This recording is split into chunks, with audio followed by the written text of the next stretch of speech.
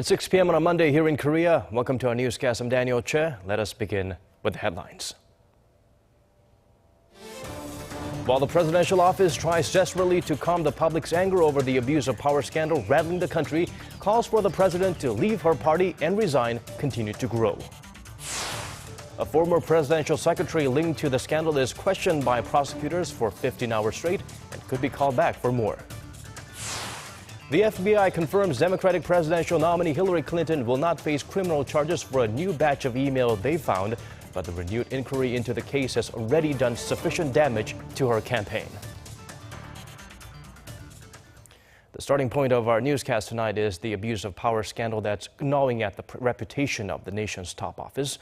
Amid the confusion, officials there are doing what they can to calm public sentiment, hear public opinion, and accommodate the political parties' demands. Song Ji-sun has our top story.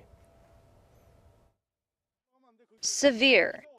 That the word mentioned most by an official at the presidential office of Cheongwade, indicating that the top office is both aware of the degree of public anger and willing to listen to public opinion on the abuse of power scandal rolling the country.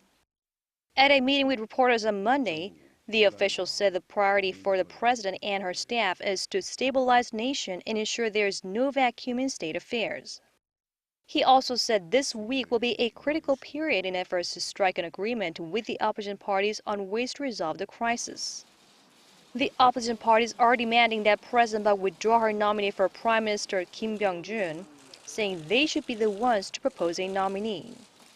The official said Kim will be granted all the necessary power and authority to carry out state affairs. The president's chief of staff and the senior secretary for politics visited the National Assembly on Monday to arrange a meeting between the president and party leaders in an effort to seek their understanding regarding her choice. Another word the official repeated was communication. President Park met the same day with senior religious leaders representing Korea's Catholic and Protestant churches to seek their advice, keeping a pledge she'd made in last week in her second public apology.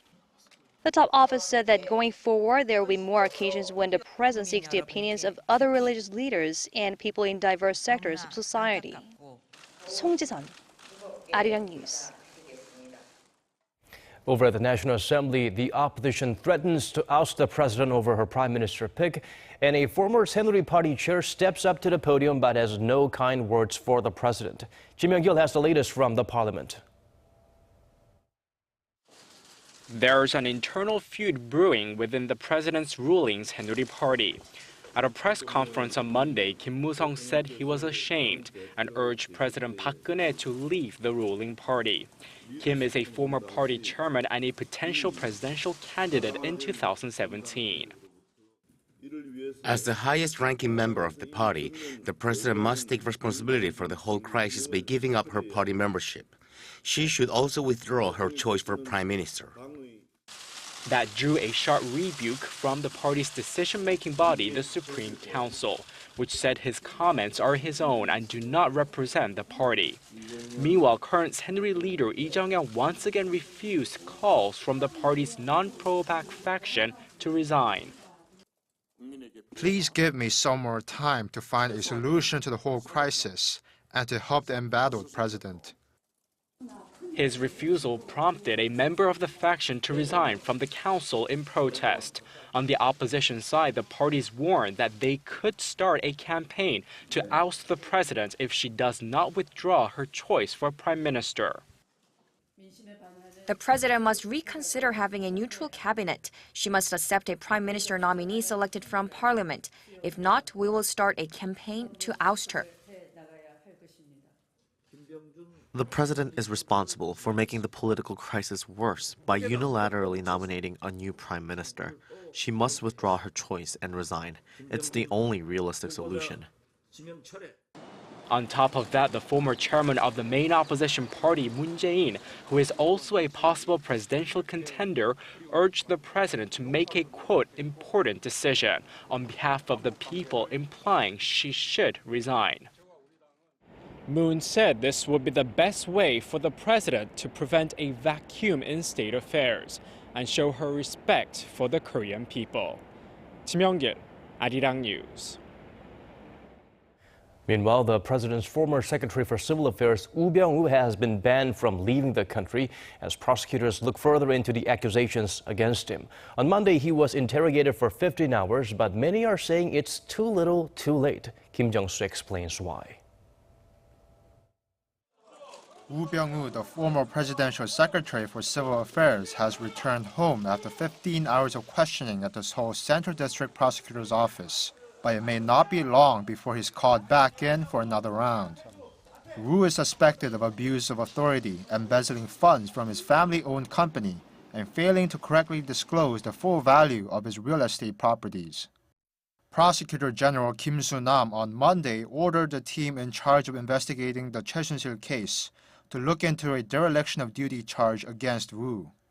And at a press conference on the same day, Lee Young-ryul, head of the Seoul Central District Prosecutor's Office and chief investigator on the Choi case, said in a press conference that it could resummon Woo for questioning if it finds any connection between him and Choi. The renewed focus on Woo comes after 6 members of the main opposition party on Sunday called on prosecutors to investigate Woo for failing to prevent Choi, a private citizen with no security clearance, from accessing presidential office documents, which they said constitutes a dereliction of duty. Meanwhile, Korean media outlets have since cast doubt on the rigor of the interrogation process, based on a photograph of Woo taken while he was inside the building. They say the photo shows that prosecutors spared Woo, who previously held high-level positions in the prosecutor's office, from the usually unforgiving interrogation process. In addition, they point to remarks made at a press conference afterward, when prosecutors said the interrogation focused only on the corruption charges against Woo, but did not cover his possible involvement in the ongoing Choi scandal. Finally, they say Woo was summoned more than 2 months after presidential office investigator Lee Seok-soo had filed a request for a formal investigation with the Supreme Prosecutor's Office. Kim Jung-soo, Arirang News.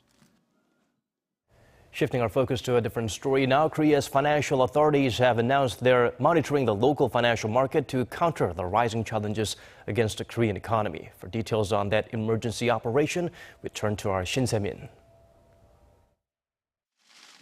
The nominee to become Korea's next finance minister has vowed to watch the local market around the clock as the finance ministry shifts to emergency operation mode.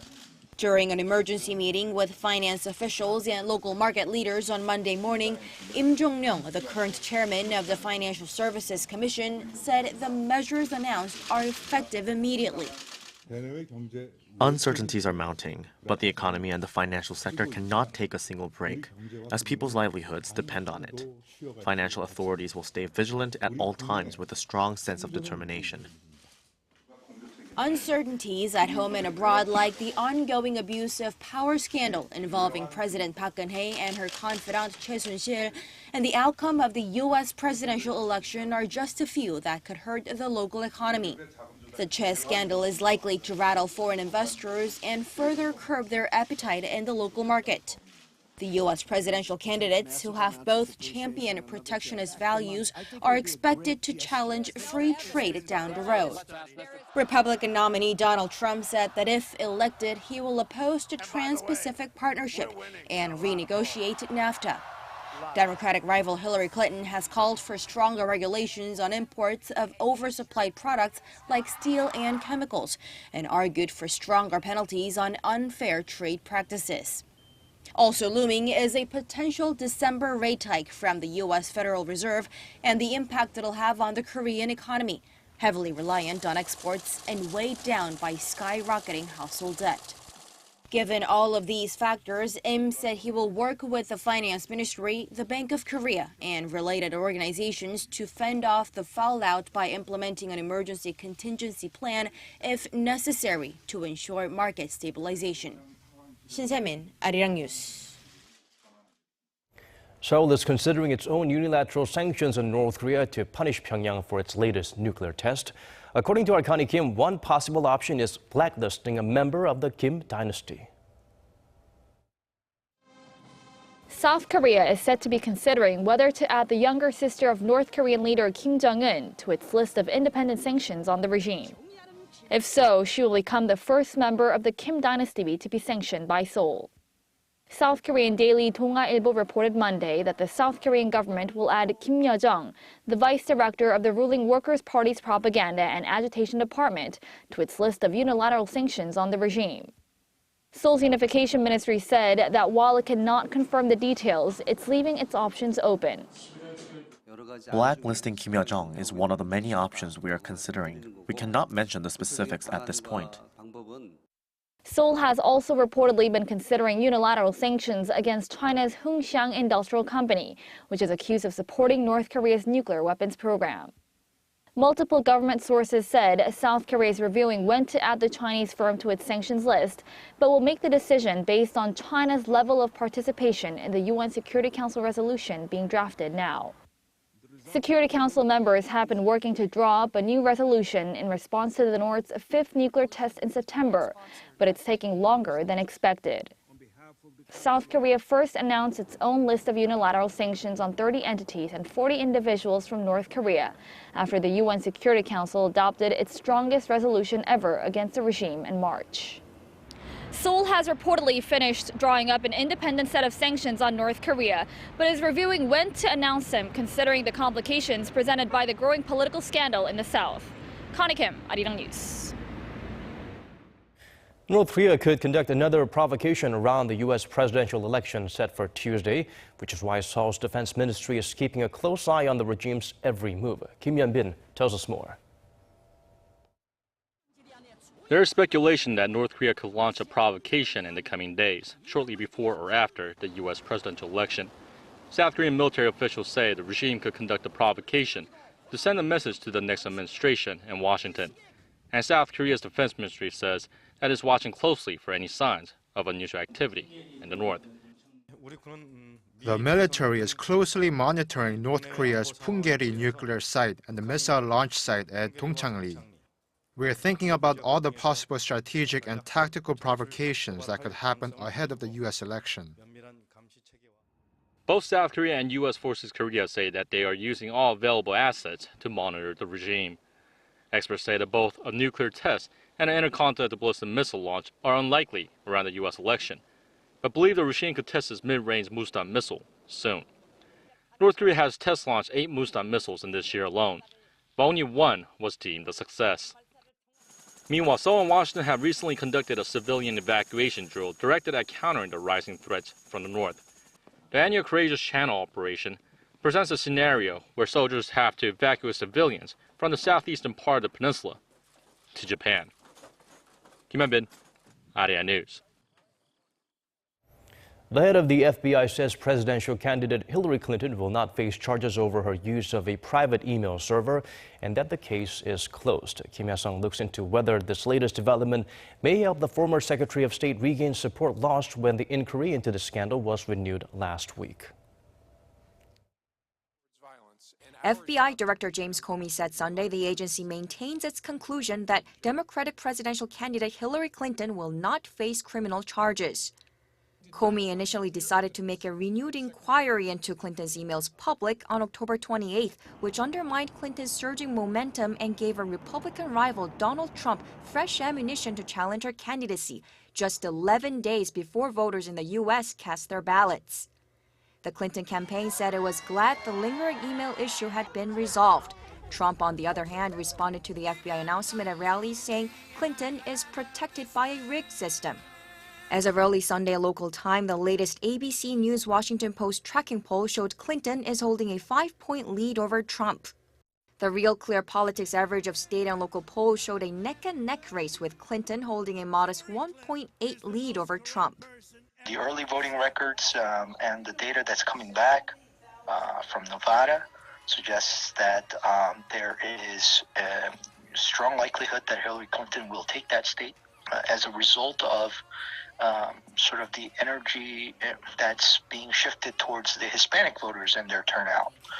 So all of this meshes with the public opinion polls that we've seen in Nevada, and the early polling results are somewhat optimistic for Clinton. So in general, I think she has the upper hand right now.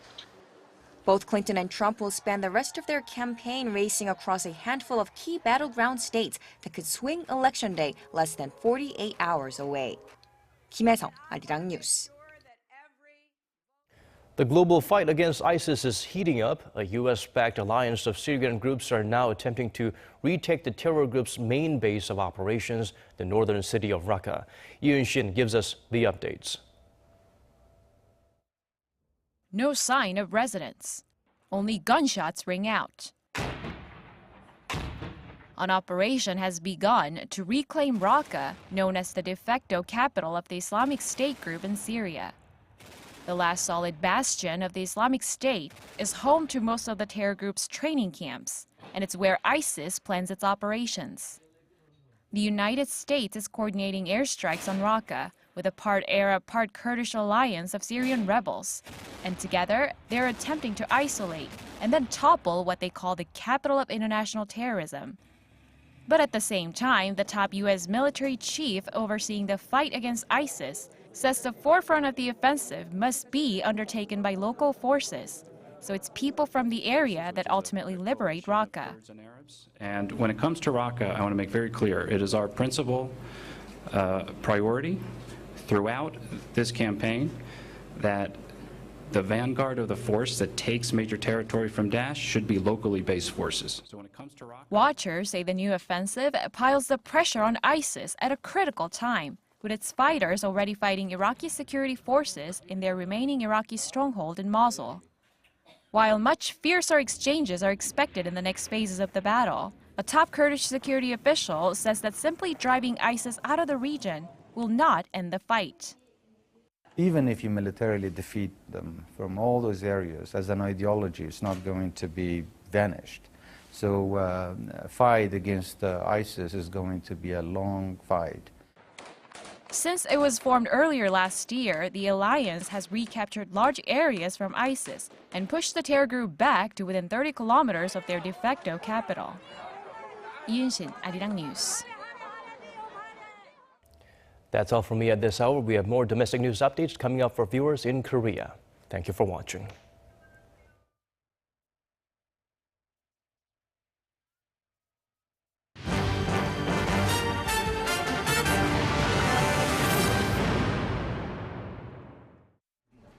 Thanks for staying with us. I'm Devin Whiting with more of your domestic news.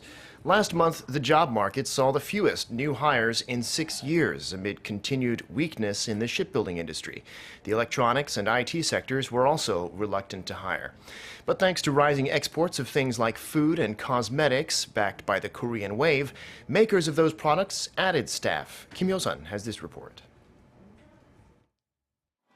Korea's monthly job growth declined to the lowest level in 6 years amid government-led restructuring initiatives. According to a report by the Ministry of Employment and Labor on Monday, the number of newly employed people in October stood at 12.6 million, an increase of only 290,000 compared to the same month last year. This is the lowest rate since September of 2010.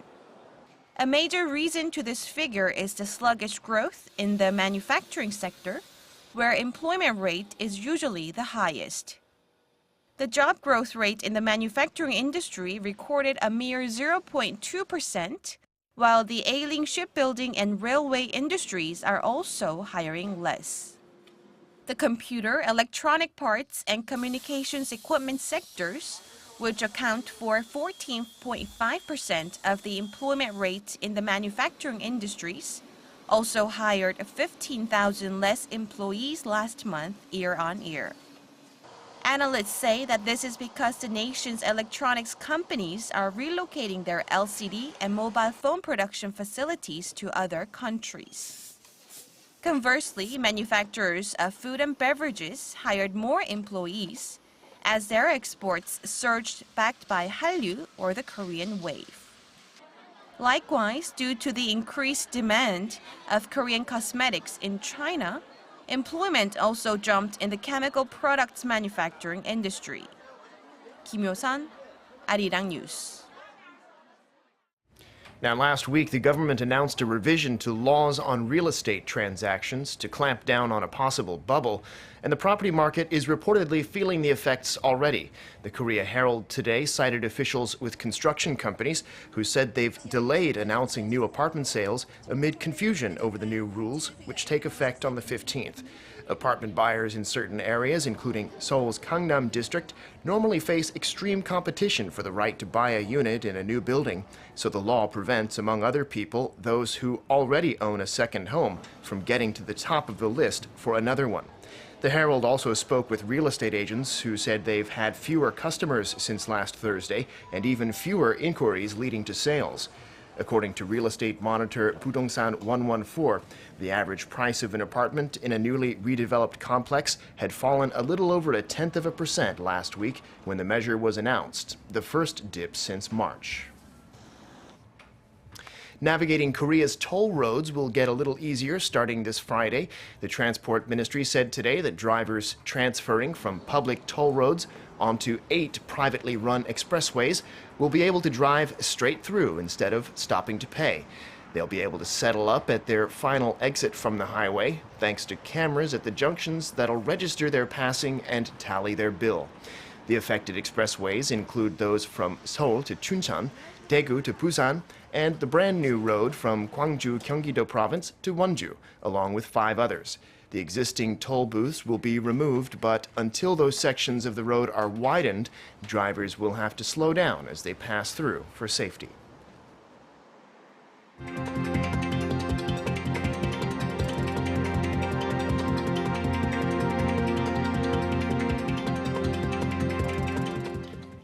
Those are some of the stories we're following right now. Thanks for watching.